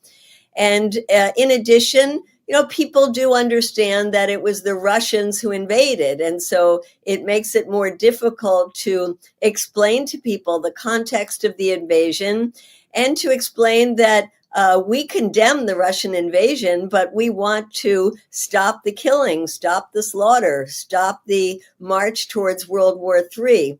And that's very hard for people when the media narrative and the narrative coming out from the mainstream of both the Democrat and Republican parties is this is the fight of our lives. This is the fight between democracy and autocracy. If we don't win here, the rest of Europe will be taken over by Russia, and then China will invade Taiwan and take over the rest of the world. So it's very hard to counter that, even though it's a crazy narrative. But as you said, Eugene, it is amazing how many people are doing that. They're seeing through this, and they just don't like war. The majority of people around the world don't like war, and they want to find ways to end it. And I think what we're doing next week is going to really be the beginning of seeing more opposition coming forth from the Democratic Party, because I don't know how people like Bernie Sanders and the squad continue to hold the positions they're holding if they're getting a lot of opposition from their base. Well, I believe the website is peaceinukraine.org that you mentioned earlier. I think it's going to be very, very interesting both next week and moving forward. Medea Benjamin, co-founder of Code Pink, as always, thanks so much for giving us some of your time here on the Freedom Side. Great to be on with you. Thank you. See you next week. Well, Eugene, I think it's a good time to remind our audience that if you support this show and all of our other content at Breakthrough News, you should become a patron if you're able to at patreon.com/Breakthrough News, where you can get access to exclusive content as well as very cool merch. This being one of them, this very, very cool mug. I love the color. And also, if you haven't already, please make sure to like the stream. It helps us in the algorithm. Now, back to war. Well, literally. In a way. Yeah. Certainly a type of war, blockades and sanctions. We now want to turn to the island of Cuba, which, of course, is facing a very wide-ranging and certainly, I would say, criminal blockade put forward by the United States, one element of which is that they have been labeled a state sponsor of terrorism, which, as you might imagine, has all sorts of negative repercussions for anyone who's on that list, sort of an amazing designation. But to get into all of that and more, we are very, very honored to be joined here by Manolo de los Santos, who is a co-executive director of the People's Forum. As always, Manolo, thank you so much for being with us here on the Freedom Side. It's an honor to join you again, Eugene and Rania. Well, it is an honor to have you here with us. And maybe my first question is, I think some people might be shocked to hear this.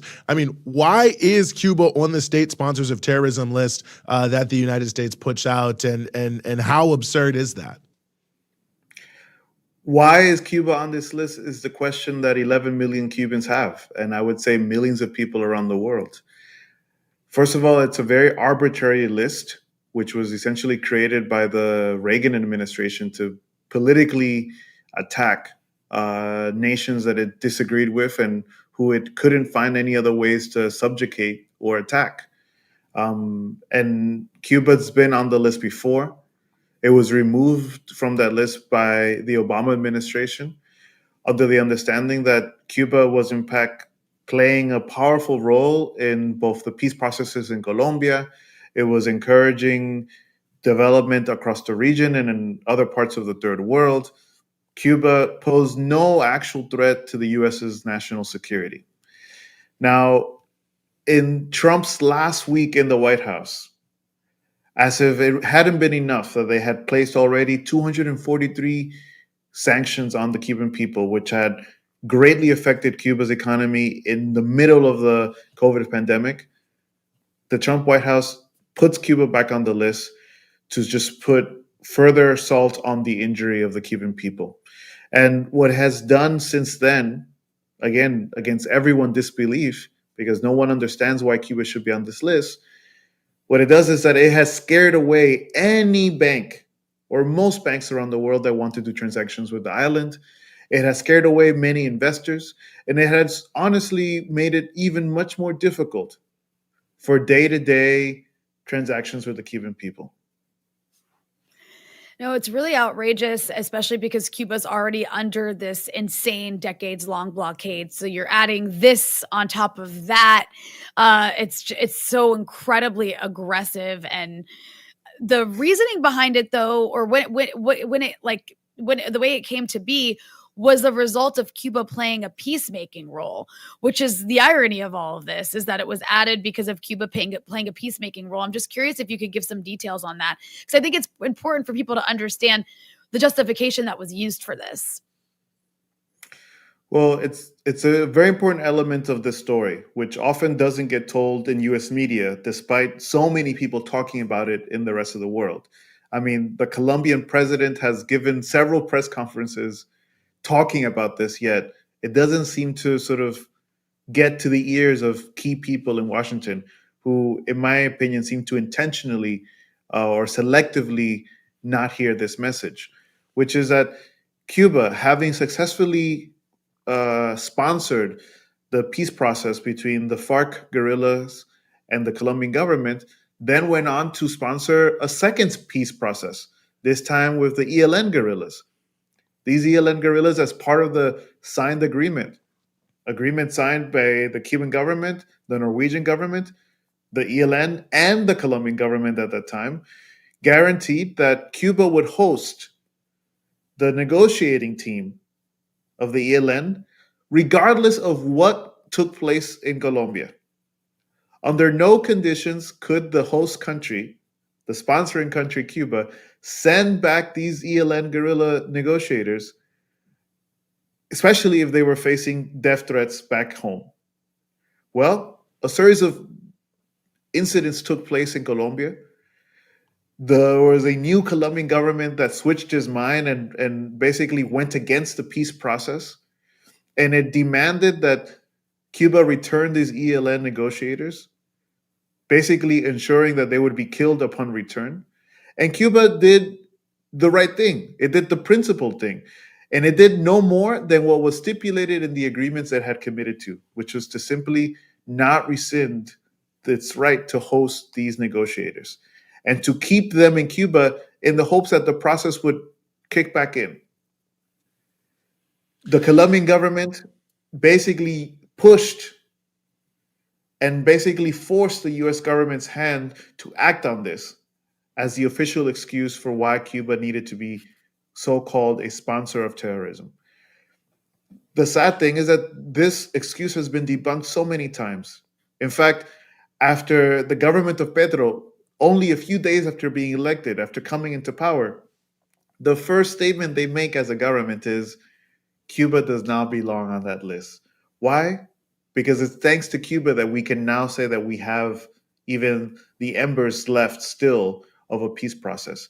And I think that's important to recognize that despite everything, Cuba essentially has been sacrificing its livelihood, the quality of life of its people. It's sacrificed millions of dollars in investments. It has sacrificed so much, essentially, for the peace of the people of Colombia, for the peace of the people of the Latin American region. That says a lot about this country. What other country could say that it would be willing to put so much on the line simply to safeguard a negotiations process? In fact, we know that the US, in many similar conditions, has done quite the opposite. The US is not a sponsor of peace, but actually should be recognized as a sponsor of terrorism. And we saw it again this past week when, for the second time since 2020, a terrorist attack was held against the Cuban embassy in Washington, D.C., and yet no high official, no one in the State Department, no one in the White House, no one in the U.S. government has said publicly, we condemn this act of terrorism against the Cuban people that took place on U.S. soil. Who is the sponsor of terrorism and who is the sponsor of peace is a question that continues to have a clear answer in the rest of the world except for the US, except for Washington. You know, last week, President of Cuba, Miguel Diaz-Canel, was in New York City for the United Nations General Assembly. And I think it was an interesting counterpoint to many of the things that, you're told about how America feels about Cuba. Many people here in the United States, it seemed, were eager to welcome him and to participate in activities where he was also participating. Talk, if you could, about that and some of the people-to-people exchanges that took place between Cuba and Americans here last week. Well, it was a very busy week at the UN General Assembly. I mean, it was the 70th high-level segment where you had hundreds of dignitaries and political leaders coming from around the world. But I think something particular this time was that Cuba wasn't just coming to represent Cuba. Miguel Diaz-Canel was coming not just as the head of the Cuban delegation, but as president of the Group of 77 plus China, which represents 80% of the world's population. It's the largest negotiating bloc inside the United Nations. And the message that he came with was very, I would say, moving, compounding, full of energy and full of, I would say, the demands of the global South, which is saying that the world cannot continue to live under the current and existing economic order in which the global South essentially has to render tribute to the global North in exchange for crumbs. And I think it was important for the Cuban president that he highlighted during this trip and in multiple speeches at the UN that development and so the so-called sustainable development goals are a dream or a pipe dream, are far, thought utopia when the US and its allies continue to use sanctions as a tool of foreign policy against countries that they don't agree with sovereign countries, not just Cuba, but Eritrea, but Zimbabwe, with the Democratic People's Republic of Korea, and so many other countries around the world who continue to face the violence of these US policies. That is why it was important, not just that the Cuban delegation came to the United Nations for these historic, important exchanges and speeches, but that they engage also with the American people. That there was an exchange between activists, with organizers, with scientists, with religious leaders, with so many different sectors of the people of the United States who disagree with their government and who understand that the only possible way for the future, for a shared future, a future where we all fit, is to actually be in dialogue with leaders like Miguel Diaz-Canel and others from around the global South. And it was remarkable that the president took time out of his schedule, out of his very busy schedule, to join protesters who were out in front of the Cuban mission in solidarity with the Cuban people in defiance of the US blockade. He came out and thanked a large group of young people.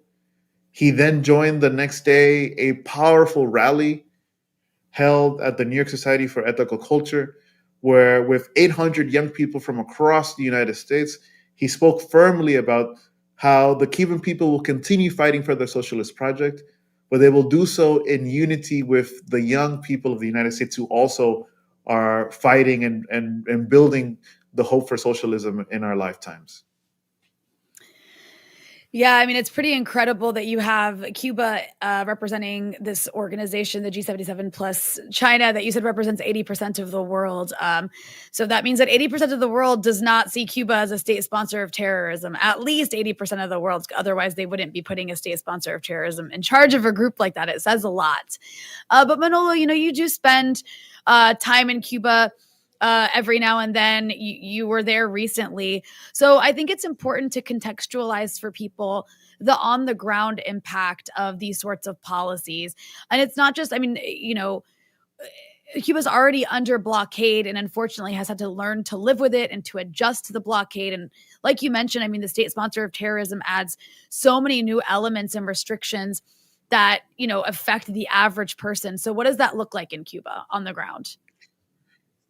For me, it's terrible every time I go to Cuba to see the growing impact of what is not just a reinforced blockade by all of Trump and now Biden's 243 sanctions, but the impact of being on the list.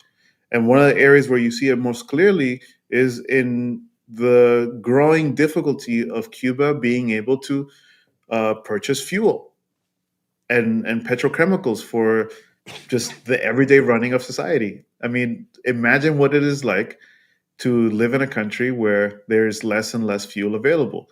What does it mean for the children who have to go to school? What does it mean for the workers who have to go to work? What does it mean for electricity? I mean, it's creating great challenges for the Cuban people. And at the origin of it is this horrible list that, honestly, any bank in the world that wishes to deal with any Cuban financial transaction has to think not just twice, but has to think 100 times over as to whether it can even do so, even if it's done so in the past. So it just makes every aspect of Cuban life much more difficult.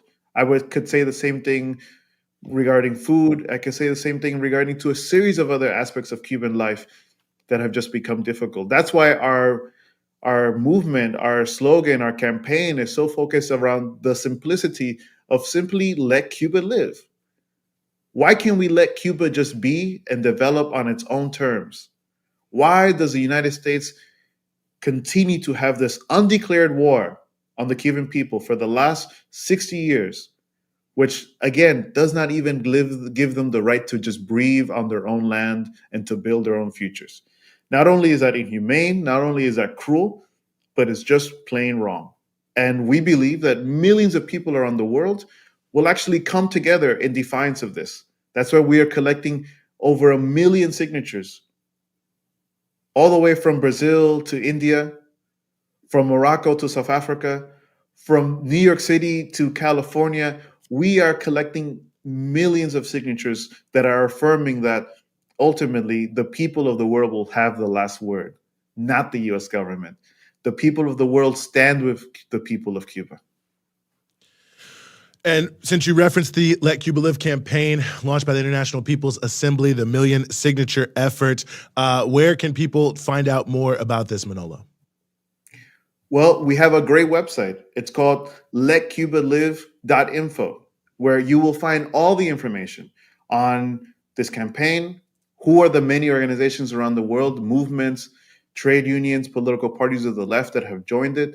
You will find important figures ranging from Evo Morales, former president of Bolivia, to many others around the world who have stood up with the message of Let Cuba Live. And most importantly, you will be able to sign directly on the website and also download a printout sheet so that if you want to take your list to your job site, to your school, to your place of entertainment, you do that so that it's not just your voice that is claiming and saying this, but that it's truly the voices of millions around the world who stand with Cuba. Mm-hmm. Manolo de los Santos, co-executive director of the People's Forum. As always, thank you for giving us some of your time here on the Freedom Side. Thank you so much. Mm-hmm. Well, Eugene, from one war to the next, there's one last thing we wanted to talk about, and that is the continuing to develop situation in Niger, which is an issue we've covered a lot on this show. You and I, a little over a month ago, did an episode of Dispatches where you went into great detail about the anti-colonial upsurge in West Africa. And for the last couple of months, Niger has been demanding that French troops withdraw from their country. So finally, the French president has announced that indeed they will withdraw their troops from Niger. There's a lot of questions to be, that I have for you about that. But first, what does that mean? What does that mean for French troops to actually withdraw from Niger? What does that mean for France's ability to extract uranium, among other things? But uranium seems to be one of the key components to France's military presence in Niger. And does that mean its company will continue to extract uranium, or will it not? What does this mean in material terms? Mm-hmm. Well, I think there's a few elements to it. I mean, one, we don't actually, the French ambassador who was refusing to leave has left. He's back in Paris as of today. We don't know exactly when French troops will be leaving. They said in the coming months. It seems like there may still be some ongoing negotiations about what the modality of that will be. I mean, of course, there have been these huge protests outside the military base and these different issues. So I think they're figuring that all out. So when exactly it'll happen is yet to be seen.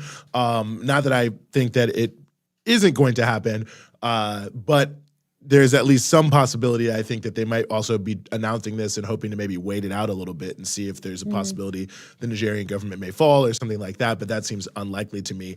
But we did see, yesterday an announcement from Burkina Faso that there is an attempted coup against the government there in Burkina Faso. So there may be some behind-the-scenes cloak and dagger type machinations that this will withdraw within months is designed to cover.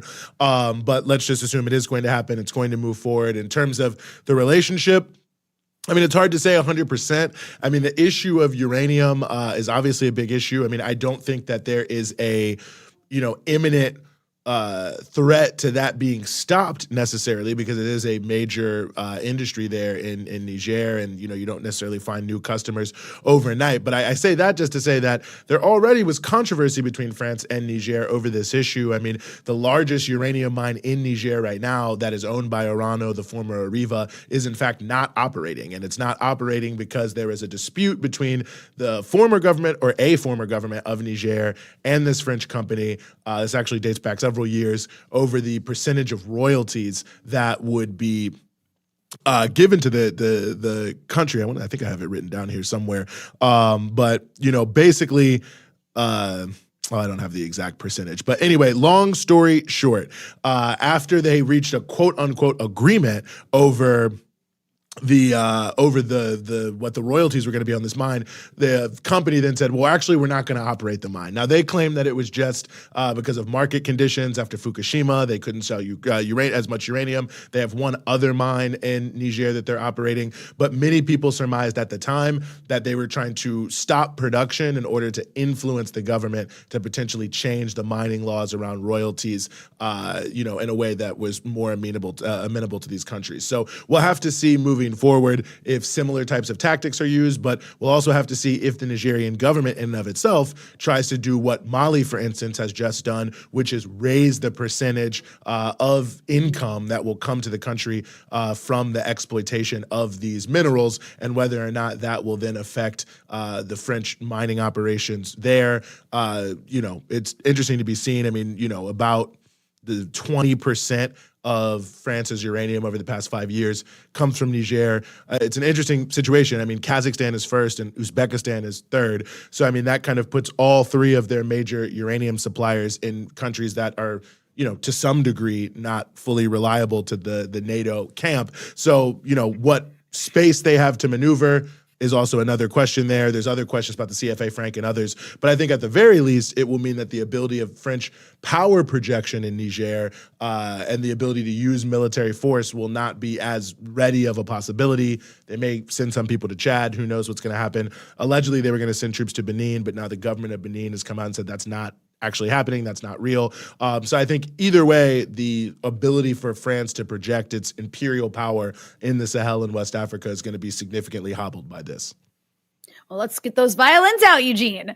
It's very, very sad for France, for this waning, former colonial power. But I wanted to also ask you about another thing that many are curious about, is the fact that Niger continues to be a host of the largest U.S. drone base in the world. So far, we really haven't heard much, if anything, about that drone base from the new government in Niger. It really has. I mean, really, a lot of the protests have been focused solely on France for the most part. Those that's been surrounded by a lot of anti-imperialist and anti-colonial rhetoric. But many are wondering if the U.S. is next on the chopping block. Is there any signs that could be the case? Or have you seen, maybe I've missed it, have you seen the issue of the U.S. drone base in Niger becoming a talking point in any way in Niger? To some degree, yes. I mean, it has not been the focus, certainly of the government. It has not been the focus of mass protest. I mean, I think there's there's a lot behind that, but I think that, quite frankly, France is the tip of the spear of neocolonialism in Niger and in West Africa. I mean, from the CFA franc that has, in many ways controlled and destroyed these economies, to the companies that are involved, to the French military presence. I mean, it's not as if America is not involved in Africa, but it's, in many ways, the sort of Western neocolonial strategy in this part of the world is sort of led by France, not led by America, right? America is involved, but France is really in the forefront. These are their former colonies. And so there's an element of this that I think has that deep, long historical reality that for most people, the first step in self-determination and sovereignty for their country is to remove France. That actually is, the symbol of the loss of sovereignty and the actual agency by which a lot of that is carried out to a much greater degree than really any other country in the presence of these places. And I think when you look at the role of the military and the CFA franc, that is clear. That being said, I mean, a lot of the criticism in Niger, in Burkina Faso, in Mali, I mean, you certainly hear it from people, on the ground, individuals and things who will raise these issues, but even in just the context of what people have been saying about the overall, quote unquote, counterterrorism strategies of past governments that they are upset with, is also an implicit critique of the United States, which of course is a partner with France in these various operations that have been going on and been happening. So I think at the very least, there is an implicit sort of statement involved in this that anyone who wants to remain involved in these countries is going to have to change and conform their behavior to something that is more amenable to the people of these countries and what they would like to see. Now, what that is going to do for the U.S. is unclear. I mean, as of right now, at least allegedly, there's two ways to look at it. There are two U.S. drone bases in Niger, one near the capital in Niamey and another in a place called Agadez, which is like out in the desert, which is the big one that a lot of people know about. They've basically, it seems, closed down the one in Niamey. They say, this is according to Stars and Stripes, they are shifting personnel from there to Agadez, and they're actually reducing overall personnel. So in and of itself, it seems that the U.S. is trying to reduce their footprint, and I think a lot of the reason for that is they are probably hoping not to draw the ire of people and probably assuming that there's kind of a domino effect aspect to this, that people are going to handle France, and then once they get that handled, they're going to move on to other concerns, which might include America. So maybe if they can get out of the way, they will be able to maintain something, work out a modus vivendi with the government. The U.S. said that they were able to resume some operations from the Agadez base. Now, what they claim is that they were only surveillance-based operations. There's a lot of special forces and other people who operate out of that. So it seems that there is something happening behind the scenes with the Nigerian government in the U.S. over, and this is a big criticism, by the way, of France, of the United States right now. They're, leaking like crazy out of the Élysée Palace about how the U.S. is selling them out, And so it's obvious that the U.S. is trying to maintain some presence and is basically willing to throw France overboard in order to do so. We saw the same thing in Burkina Faso, by the way, when Victoria Nuland went there shortly after Ibrahim Traoré became the leader, and actually then was like, oh, everyone's so concerned about Russia. No, it's fine. They're not, in their camp. And subsequently, I think they might have regretted saying that. But either way, you can certainly see it in the commentary from the Atlantic Council and from other think tanks. This is really the expert advice that the U.S. government is also getting. Throw France under the bus and hope somehow, some way you can avoid people getting really pissed off at you. And then because there won't be as much mass anger, maybe you can work something out on the back end. Now, that hasn't really worked out for them they didn't try at all in Mali. They immediately threw, Mali overboard and started to sanction them and isolate them. Burkina, it seems that they tried to work something out, but they haven't really worked out anything, at least along the lines of what, I think they were hoping for when Nuland went there. So now the question is what will happen with Niger? I don't know, quite frankly. I mean, I think, Lloyd Austin is in Angola, or was in Angola, I think a couple days ago, and he leveled some pretty serious criticisms of the government in Niger and Mali and Burkina Faso that sort of suggested that the U.S. is looking on this very unfavorably. And so perhaps it seems more likely than not to me that they may not be able to find some sort of modus vivendi or agreement between each other that will allow the U.S. to continue to operate. But I do think that the whole U.S. strategy right now is to try to reduce their profile, stay a little bit to the side, let France take most of the hits, and hopefully in maybe kind of an out of sight, out of mind kind of way, maybe they can work something out with the Nigerian government. But I think there's a lot of different variables that may make that difficult, especially just because the goals of the United States in Africa are so counterposed to the goals peoples of Africans to rise up out of poverty and to have sovereignty in their own countries, that I think it might make it difficult for a government that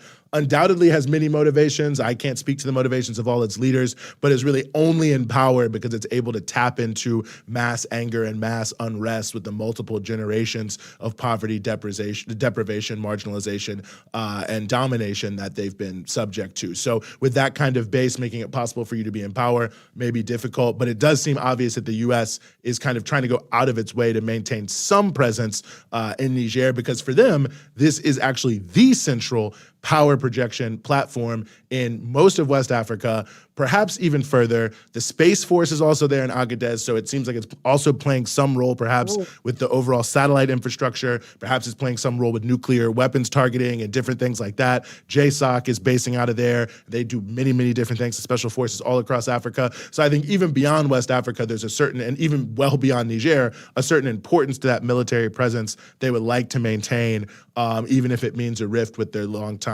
ally of France. But we shall see. And like I said, it doesn't seem to have worked out, this sort of divide and conquer strategy in some of the other countries where it's been deployed. I mean, and also there is the question of what's happening behind the scenes in terms of pushing back against these popularly supported coup governments. And you mentioned like a foiled coup attempt in Burkina Faso. So I imagine there's like some schemes cooking one way or another. And that brings me to the issue of like, is it, Niger is also kind of under its own little blockade right now. Not little, I shouldn't say that. That kind of diminishes what it is. You have the ECOWAS countries that are essentially implementing this like blockade around Niger, an already extremely poor country where people don't have access to much.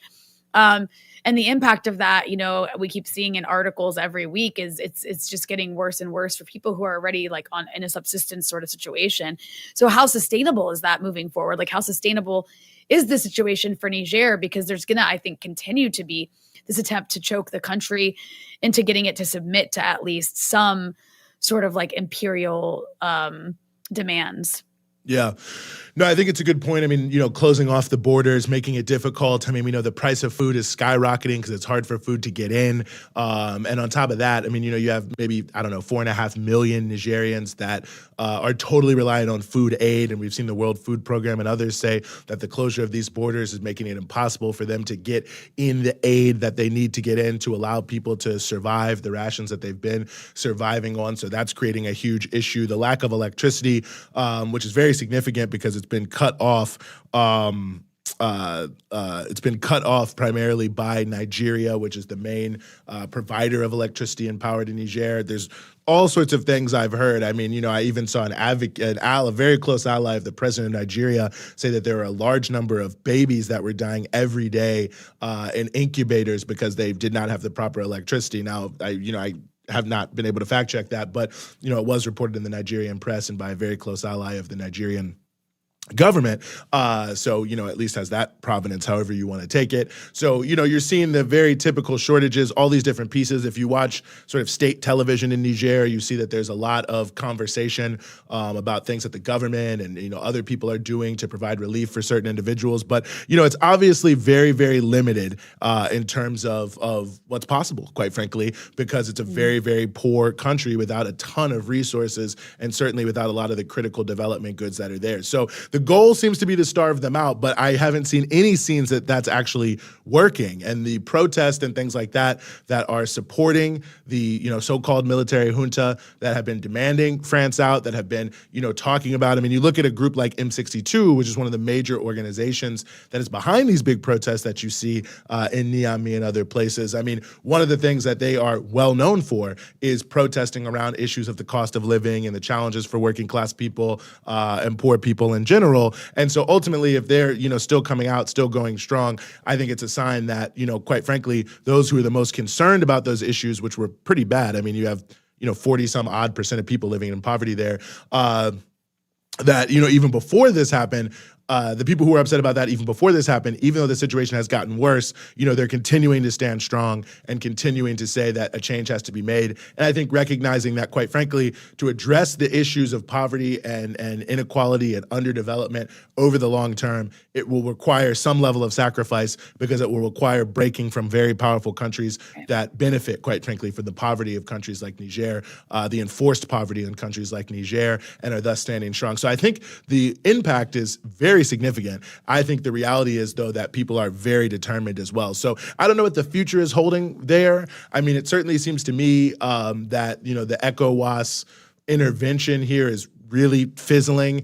You've just had the Alliance of Sahelian States formed between Burkina, Mali, and Niger. And one of the things that they're working on is pooling their resources economically as well as militarily. The idea of an ECOWAS military intervention seems to basically have totally faded. Nigeria, which was a big advocate of it, has now, more or less reversed course and said that they're going to focus primarily on diplomacy. There's no major power anywhere that's supporting it. Most of the other regional countries are against it, it seems, except for a handful, and they aren't even for it in a really aggressive way, as it were. So I think the sanctions policy, it's going to be interesting to see. I mean, this is kind of what happened with Mali, is they tried to throw in a bunch of sanctions right away and they thought that they were going to fold. And when they didn't fold over time, they had to start rolling some of them back. Some of them are still on them, but they weren't able to retain it long term, partially because the people on the other side of the border in countries like Nigeria are losing a lot of money because they're not able to do their trade. So there's pressure coming from northern Nigeria on the central government there, for instance, to lift these sanctions because it's hurting them. So I think it's a battle of wills, as it were, but we shall see. Well, on that note, I guess we'll have to come back to this story because the developments continue. And Eugene, you've been an incredible resource on all of these issues. I think it's a good point to remind people that they could go watch our episode that we did on this very issue to get a lot of the background and context about what's going on with me and Eugene on Niger and the broader West African anti-colonial upsurge on dispatches. And also, if you support this kind of content, another reminder to please, if you can, go to patreon.com/breakthrough news and become a member of Breakthrough News, where you can access exclusive content as well as very cool merch, like these very cool mugs that I'm so happy I have one of now. I'm just going to keep doing this. I'm just going to keep drinking. I'm going to walk around with my mug everywhere. I'm so excited about it. Go get yourself a mug by becoming a patron. And also thank you to everybody who did donate. You can always donate in the YouTube chat. And be sure you like this episode. It does help us in the algorithm. It does indeed. It does indeed. But as you said, that's where we're going to have to leave it today. Big shout out, of course, to all our viewers. Big shout out to all of our guests. Big shout out to all of our patrons. Of course, really appreciate everyone. And of course, our Breakthrough News team that makes all this possible behind the scenes. Big shout out to you as well. That'll do it for us here on the Freedom Side. We'll be back with you next week. So for Breakthrough News, for myself and Rania, see you next time. Revolution!